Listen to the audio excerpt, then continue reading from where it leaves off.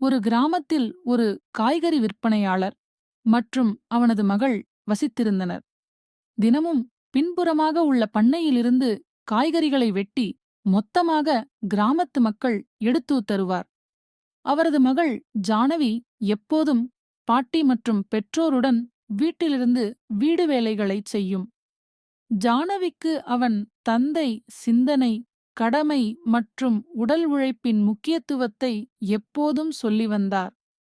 அவன் சொன்னது, மகளே, நீ ஒருபோதும் உண்மையை மறக்காதே.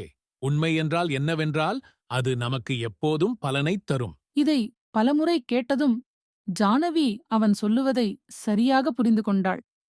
ஒருநாள் அவன் தந்தை ஒரு பெரும் மழையால் காய்கறிகள் அனைத்தும் பாதிக்கப்பட்டிருந்ததால் சில காய்கறிகள் கிடைக்கவில்லை. இந்த வேளையில் கிராமத்தில் உள்ள மற்றவர்கள் காய்கறி வாங்க மறுத்துவிட்டனர். இதனால் அவன் தந்தை மிகவும் கவலையில் ஆழ்ந்தார்.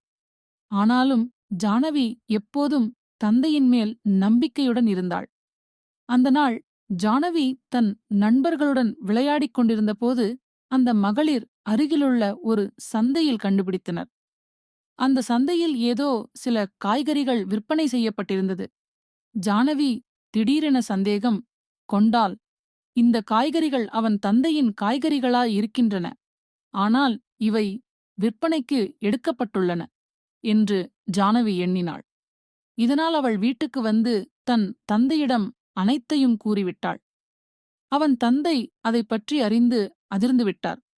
ஆனால் அவன் அதை சொல்வதற்கு முன்பே ஜானவி உண்மையை கூறியிருந்ததைப் பற்றி மிகவும் மகிழ்ந்தான். ஜானவி, உனது உண்மை பேசும் பொறுப்பு, உன் நேர்மையை வெளிப்படுத்தும் வழி நம்மை மிகவும் செல்வாக்கானவராக ஆக்குகிறது. நீ எப்போதும் எனக்கு நம்பிக்கை அளித்திருக்கின்றாய். அதனால் நான் இந்த தவறை விரைவில் சரிசெய்ய முடியும் என்று அவன் தந்தை மகிழ்ச்சியுடன் கூறினான். அவரது அந்த நம்பிக்கையால் அவன் தந்தை காய்கறி விற்பனையை சரியான முறையில் மேற்கொண்டார். மேலும் அவர்கள் தங்களின் அனைத்து நண்பர்களுக்கும் உண்மையைச் சொன்னார்கள். அதன்பின் கிராமத்தவர்கள் எப்போதும் உண்மையை அறிந்த பிறகு அவர்களிடம் காய்கறிகளை வாங்கத் தொடங்கினர்.